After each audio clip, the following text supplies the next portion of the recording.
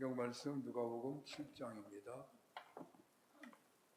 누가복음 7장 36절에서 50절까지 봉독하겠습니다. 한 바리새인이 예수께 자기와 함께 잡수시기를 청하니 이에 바리새인의 집에 들어가 앉으셨을 때에 그 동네에 죄를 지은 한 여자가 있어 예수께서 바리새인의 집에 앉아 계심을 알고 향유담 옥합을 가지고 와서 예수의 뒤로 그 발 곁에 서서 울며 눈물로 그 발을 적시고 자기 머리털로 닦고 그 발에 입 맞추고 향유를 부으니 예수를 청한 바리새인이 그것을 보고 마음에 이르되 이 사람이 만일 선지자라면 자기를 만지는 이 여자가 누구며 어떠한 자 곧 죄인인 줄을 알았으리라 하거늘 예수께서 대답하여 이르시되 시몬아 내가 네게 이를 말이 있다 하시니 그가 이르되 선생님 말씀하소서.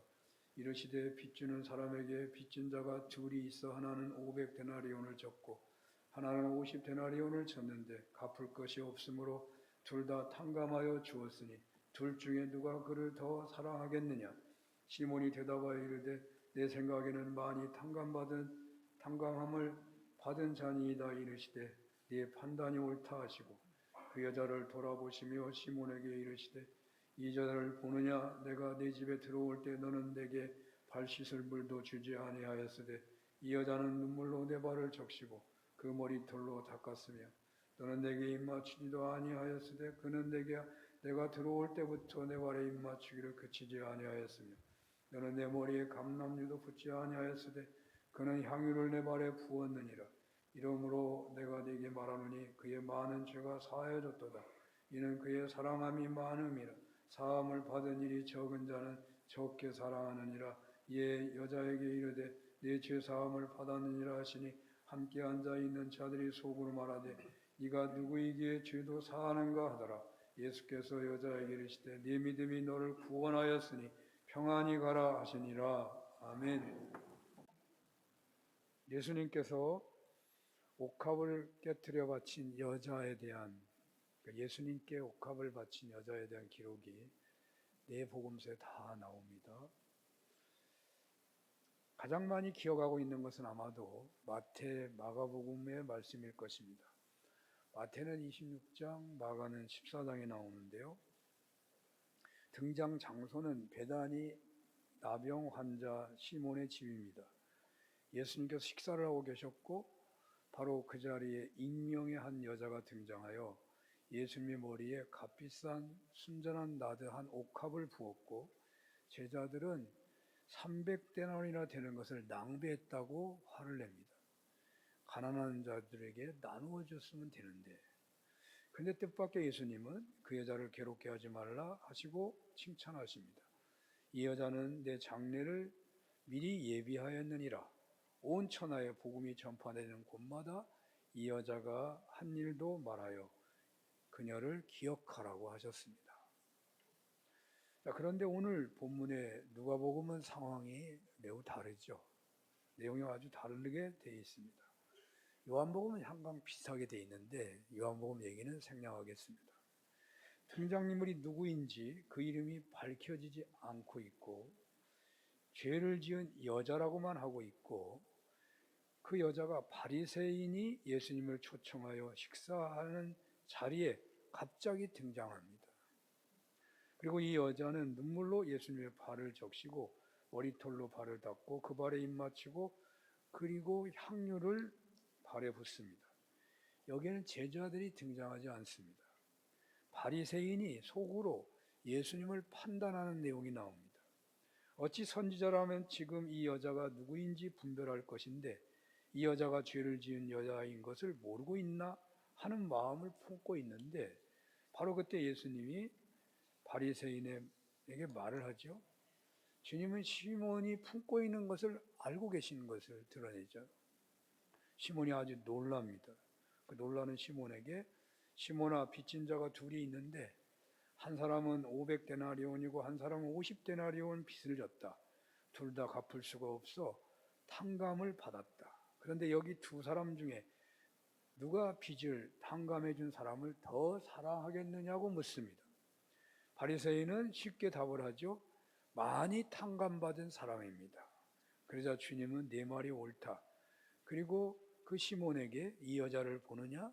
너는 내가 네 집에 들어왔을 때 발을 씻을 물도 주지 않았는데 이 여자는 눈물로 내 발을 적시고 머리털로 닦았으며 너는 내게 입맞추지 아니하였으되 그는 내가 들어올 때 내 발에 입맞추기를 그치지 아니하였으며 너는 내 머리에 감람류를 붓지 아니하였으되 이 여자는 값비싼 향유를 내 발에 부었느니라.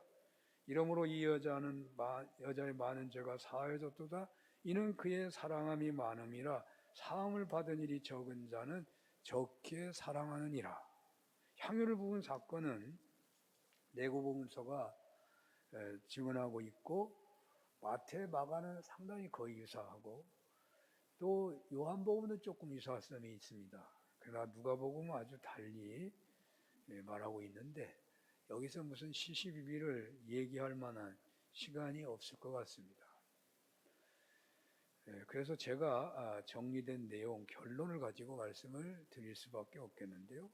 오늘 본문에 등장하는 여인은 막달라 마리아이거나 그에 준하는 인물일 텐데, 그리고 이 여자는 창녀이기보다는 한때 7 귀신이 들려서 보는 사람마다 달리 보였는데 어떤 사람에게는 행색이 창녀처럼 보였는가 하는 생각이 들기도 하고, 귀신이 들려가지고 일시적으로 창녀로 있었던 적도 있었나 하는 생각도 일단 듭니다. 그런데 이 누가복음에서는 그냥 죄인이라고만 말하고 있습니다. 귀신이 들려서 병자로 사는 것도 죄인이기 때문에 이 죄인이라는 게 꼭 장녀냐 아니냐 하는 것은 분명하지 않습니다. 7 귀신이 들렸다고 하는 것은 치료가 되지 않는 지독한 정신분열증을 앓고 있다고 봐야 합니다. 그래서 우울증이나 환청을 보거나 이상한 행동으로 가족이나 이웃을 놀라게 하고 그것 때문에 주변 사람들에게로부터 아주 심한 따돌림을 당했을 것이고 수도 없는 아마 자살을 시도하기도 했을 것 같고 그런 힘든 세월을 보내고 있었습니다. 정신질환, 귀신병 질환이라는 것은 하루 온종일 귀신이 들려있다기보다는 발작할 때가 있는 거거든요. 그리고 온정신이 들 때도 있는 겁니다. 그렇기 때문에 이 여인은 더 고통이 심한 거죠. 아예 그냥 처음부터 끝까지 그냥 발작만 하고 있다면 모르니까 자기를. 예수님께서는 공생애 중에 수많은 귀신 들린 자를 치료했기에 오늘 본문의 기록 전에 막달라 마리아는 귀신 들린 병을 치료받았고 그 자리에서 예수님께 제대로 감사를 표하지 못하고 주님과 만남을 갖지 못하고 그 뒤로도 노력했지만 주님을 뵐 수가 없지 않았나 해집니다. 그러니까 병원에서 치료하듯이 한 사람 한 사람 하는 게 아니라 뭐 갑자기 많은 사람이 귀신이 나가서 치료받기도 하는 거니까요. 시간이 지날수록 자기 병이 다시 도질 줄 알았는데 도지지 않고 귀신이 다시 씌울 줄 알았는데 그러지 않으니까 이 여인에게 있어서 예수님은 더욱 감사한 분이 되는 것이죠. 어느 날 주님께서 오셨다는 소식을 듣게 됩니다. 그 집이 바리새인의 집입니다. 그러니까 너무 오랫동안 기다려온 분이고 너무나 사모한 분이죠. 그래서 이 여인은 자신의 최고의 정성으로 주님을 영접하고 있는 것입니다. 그러므로 본문의 죄인 여자는 귀신이 들렸던 막달라 마리아라고 해집니다. 아마도 이 여자는 부자였기에 가진 방법으로 치유를 받았을 것입니다. 그러나 여전히 귀신의 매인 삶은 치료가 되지 않았습니다. 그렇게 고통 속에 살고 10여 년 이상 죽지 못해 살았을 이 여인이 예수님을 만나 치료받았다는 것이죠. 그래서 어떻게 예수님을 만날까 고대하다가 드디어 그분이 한 바리새인의 집에 오셨다는 이야기를 들었습니다. 이 여자는 예수님과 사이에 어떤 계산도 하지 않습니다. 치료받고 자신이 결혼할 비용 전부를 아마도 예수님께 쏟아 바치고 있는 것이죠. 아니 7 귀신이 들려 있었던 여자, 결혼을 포기하고 바로 주님을 신랑으로 맞이하는 정성으로 주님을 영접하고 있다는 생각이 듭니다. 오늘 본문에서 설교 제목으로 예수님을 최고로 환영한 사람이라고 정하게 된 것은 바로 이런 이유 때문입니다.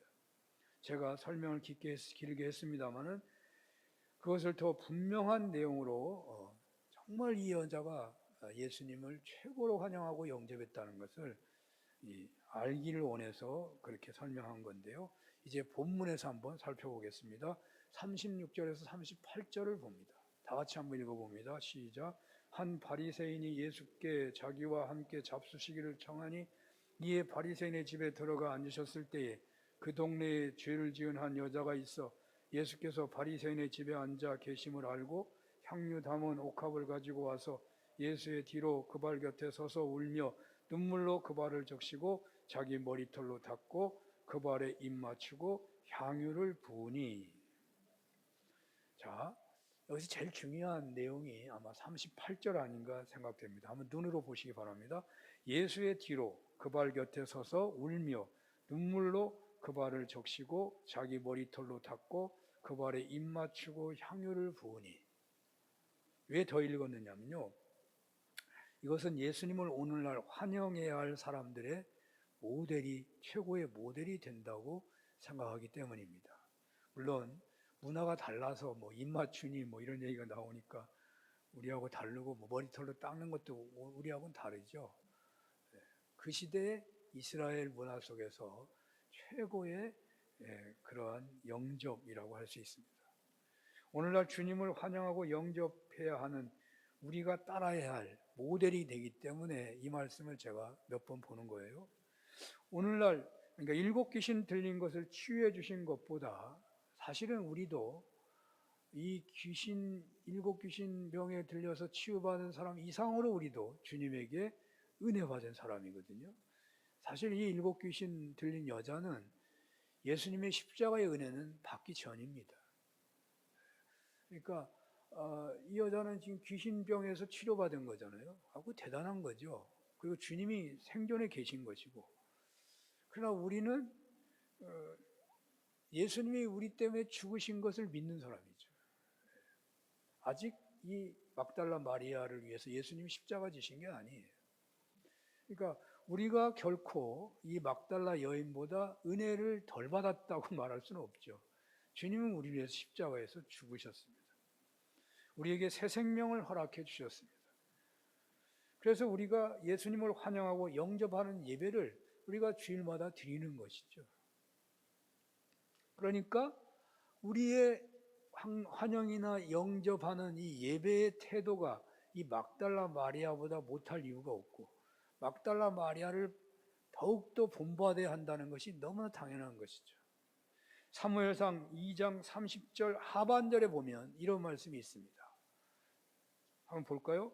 나를 존중히 여기는 자를 내가 존중히 여기고 나를 멸시하는 자를 내가 경멸하리라 라고 하셨습니다. 하나님께서는 우리를 눈에 넣어도 아프지 않을 정도로 보배롭고 존귀하게 사랑하시는 분이십니다. 그리고 그 하나님께서는 바로 우리들에게 당신을 존중히 여기는 자를 존중히 여기신다고 말씀하십니다. 오늘 막달라 마리아가 바로 이러한 자리에 서 있는 모델이 아닌가 해집니다. 하나님의 큰 사랑을 받았다는 것을 알고 자기의 모든 것으로 주님을 환영하고 주님을 영접하여 존중히 여기고 있는 것입니다. 그리하여 성경의 기록에 의하면 막달라 마리아는 부활의 첫 증인이 됩니다. 기독교 역사에서 아마 이 막달라 마리아 얘기와 같은 그런 어떤 전설 같은 이야기가 많은 인물도 없어요. 여기 막달라 마리아는 예수님의 공생애와 십자가와 부활 증인의 중심에 있는 인물입니다. 남성 중심의 시대라 이 막달라 마리아가 폄하되었기 때문에 그런 이야기들이 그냥 뭐 다빈치 코드나 뭐 이상한 외경으로만 남아 있지 않나 하는 상상이 들기도 할 정도로 이 막달라 마리아는 예수님의 생애 속에 매우 중요한 인물이거든요. 그래서 이 여인은 그냥 뭐 죄인이다, 뭐 장녀다 그런 식으로 또 기독교 역사 속에서 베드로는 최고의 인물로 내세우지만 막달라 마리아는 그 주변의 인물도 되지 못합니다. 그런데 생각해 보면은 우리가 부활을 누가 먼저 보고 증언했습니까? 베드로입니까? 막달라 마리아입니다. 막달라 마리아가 부활을 첫 배로 보고 증언한 사람입니다. 또 누가복음 8장에 보면 예수님과 제자들의 사역의 제반 비용을 들을 막달라 마리아가 여러 여자들과 함께 협력하면서 예수님이 십자가 지실 때까지 주님을 섬긴 것에 대한 기록이 나와 있습니다. 그러니까 앞으로 이제 다음 8장 볼 때 설명하겠습니다만은 막달라 마리아와 뭐 수산나 요한나 이런 사람들이 협력해서 예수님의 사역을 도왔다라는 얘기가 나옵니다. 또 예수님이 십자가 지실 때도 제자들은 다 도망쳤는데 막달라 마리아는 그 곁에 있는 것으로 되어 있습니다.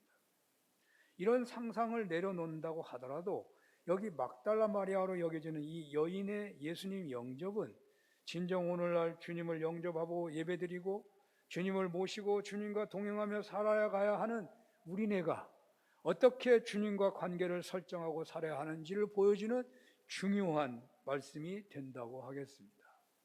예수님을 믿는다는 것은 예수님을 통하여 자신의 전생애를 바쳐도 너무나도 부족한 놀랍고 큰 사랑을 받았다는 것을 믿는 것이고, 그래서 그 예수님을 최고조로 존중히 여기는 것이 신앙인인 삶인 것인데, 바로 그 삶의 모델이 오늘 본문에 있는 것입니다. 동시에 하나님께서 약속하신 말씀, 나를 존중히 여기는 자를 친히 존중히 여기고 멸시하는 자를 멸시한다고 말씀하신 것을 기억한다면, 우리네가 이 땅에서 전능하신 하나님으로부터 가장 존중히 여김을 받는 것이야말로 최고의 신앙 인생임이 분명한 것을 알기 때문에 바로 그런 은혜를 받을 수 있는 그 삶의 모델이 오늘 본문이라고 한다면, 오늘 말씀은 일생일대 가장 중요한 말씀 중에 하나가 되리라고 믿는 것입니다. 자, 그런 의미에서 우리 38절을 다시 한번 보겠습니다.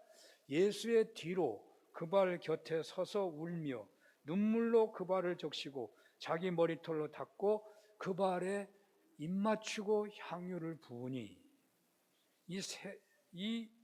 그 구절에서 예수님의 뒤로의 원어를 보면 헬라어 원어는 오피소라고 합니다. 여기 헬라어 원어 오피소는 공간적인 의미인 뒤로라는 말만 있는 것이 아니고 따른다는 의미가 더 강합니다. 따른다는 말이 더 세다는 말이죠. 그래서 이 여인은 예수님의 뒤로 가서 발을 붙잡고 울며 눈물을 흘리며 머리털을 닦고 그 발에 향유를 붓고 있는데, 바로 이 행위의 중요한 의미 중에 하나는 당신을 끝까지 따르겠습니다라는 고백을 하고 있는 것입니다. 바로 여기 오피서의 기록대로 막달라 마리아로 여겨지는 이 여인은 이 사건 이후 주님과 떨어지지 않고 함께한 여인이었습니다. 제자들이 예수께서 십자가 지실 때 다 도망쳤을 때도 막달라 마리아는 함께 있었습니다. 장세 지는 후에 무덤에 제일 먼저 간 사람도 막달라 마리아였고, 그 부활을 가장 먼저 체험한 사람도 막달라 마리아였습니다. 앞에서 언급을 했습니다마는 이 사건 이후에 예수님의 모든 공생애에 막달라 마리아는 그 모든 활동에 필요한 비용을 상당 부분 부담하면서 따랐던 인물이었습니다. 여기 막달라 마리아가 예수님을 찾아와서 보여주고 있는 행동은 그동안 예수님을 얼마나 찾았는데 이제야 만났다며 너무나 감동이 되어서 하염없이 눈물을 흘리고 있고 다시는 떨어지지 않고 함께할 것을 이라는 그런 결단이 이 여인의 행동에 숨어 있는 것입니다. 그렇습니다. 주님을 최고로 환영하고 영접하는 태도에는 주님께 대한 감사가 넘쳐나는 가운데 만남의 기쁨을 누리면서 눈물로 회개하고 다시는 죄를 짓지 않고 주님만을 따르겠다는 결단이 있어야 한다는 것입니다. 주님과의 만남에는 언제나 기쁨과 회개의 눈물이 있고 오직 내 욕망이 주인 되었던 삶을 청산하고 주님만을 따르겠다는 결단이 있어야 한다는 것입니다. 여러분들의 주님 모신 예배와 주님과 동행하는 삶에 이런 은혜가 늘 있으시기를 축원합니다. 여기 막달라 마리아가 보여준 태도에서 머리털로 닦았다는 이 원어의 엑세막센이라고 되어 있는데요. 이 말은 반복한다는 의미가 있습니다. 한 번 머리로 닦았다는 게 아니고 반복해서 진행형으로 닦고 있다는 말이거든요. 이것은 예수님을 향한 최고의 사랑의 표현이었습니다.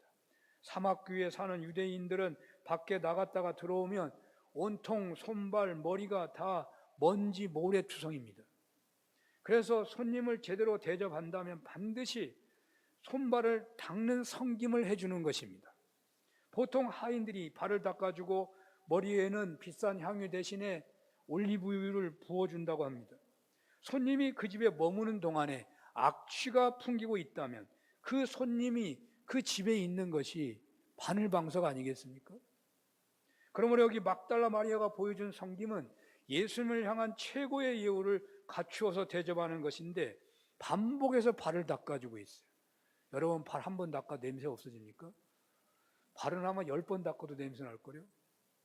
그러니까 발을 계속 닦아주고 향유를 부었다는 것은 아주 세밀하게 주님의 냄새를 제거하고 있고 값비싼 향유를 부어서 손님이 계실수록 더 그곳에서 손님이 빛나도록, 손님이 계시는 동안은 그 집안에 고급한 향으로 가득하도록, 그래서 모두가 손님을 바라보고 손님을 기뻐하고 손님을 좋아하고 하는 그런 사랑을 막달라 마리아가 쏟아붓고 있는 것입니다.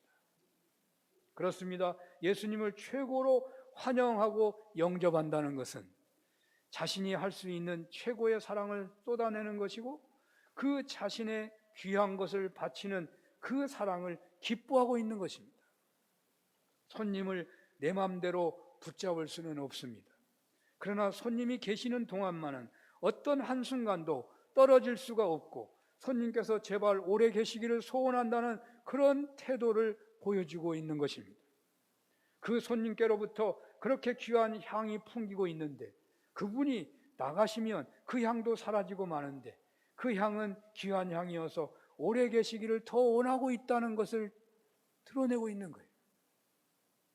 예수님을 환영하고 영접하고 존중히 여기는 최고의 태도 중에 하나는 영원히 함께 있고 싶어하는 사랑에 있습니다. 우리가 드리는 예배가 주님과 함께 말씀을 나누면서 자신의 가장 귀한 것을 드리는 사랑을 기뻐하는 교제가 되면 최고로 주님을 존중히 여기는 것이 되는 것입니다. 우리의 예배가 이렇게 되었으면 좋겠습니다. 우리의 삶이 이렇게 주님만을 따르기를 소원했으면 좋겠습니다. 바리새인의 집에 여자의 몸으로 힘들게 들어와서 오직 주님만을 따르겠다고 떼를 쓰듯이 주님의 뒤로 가서 발을 잡고 울면서 머리털로 발을 닦고 있는 여인의 모습대로 우리들의 삶이 주님만을 따르기를 소원했으면 좋겠습니다. 내 욕심대로 산 것을 회개하면서 오직 주님 말씀대로 살겠다고 결단하는 그런 예배가 늘 우리의 예배가 되었으면 좋겠습니다. 예수님의 발을 눈물로 적시면서 반복하여 닦고 그 발에 향유를 부으면서 한순간도 놓치고 싶지 않고 언제까지라도 떠나실 때까지 옆에만 있겠다는 사랑 고백처럼 우리의 예배가 예수님을 최고로 높여드리고 이런 의미의 사랑을 고백하는 예배가 되어야 하겠다는 것입니다. 그리하여 주님께로부터 존귀한 자로 쓰임받으시기를 예수님의 구원사에 최고로 귀하게 쓰임받았던 막달라 마리아처럼 그런 은혜가 임하는 그런 여러분들의 예배가 되시기를 축원합니다. 마지막으로요, 이 하나님과의 사랑만 얘기했으니까 이웃사랑도 좀 얘기해야 될 것 같습니다. 이 막달라 마리아가 예수님을 존중히 여기고 주님을 사랑하고 주님을 살폈는데 이것을 삶에 적용한다면 가장 먼저 떠오르는 것은요, 어떤 것일까요? 저는 마태복음 25장이 가장 먼저 떠오릅니다.